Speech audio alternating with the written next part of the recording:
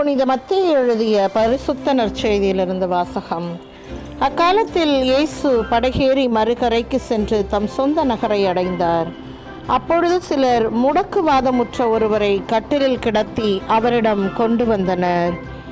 இயேசு அவர்களுடைய நம்பிக்கையை கண்டு முடக்குவாதமுற்றவரிடம், மகனே, துணிவோடிரு, உன் பாவங்கள் மன்னிக்கப்பட்டன என்றார்.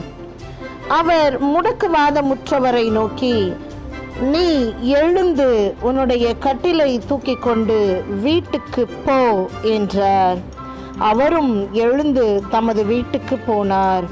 இதை கண்ட மக்கள் கூட்டத்தினர் அச்சமுற்றனர். இத்தகைய அதிகாரத்தை மனிதருக்கு அளித்த கடவுளை போற்றி புகழ்ந்தனர். இது வாழ்வு தரும் இயேசு கிறிஸ்துவின் நற்செய்தி.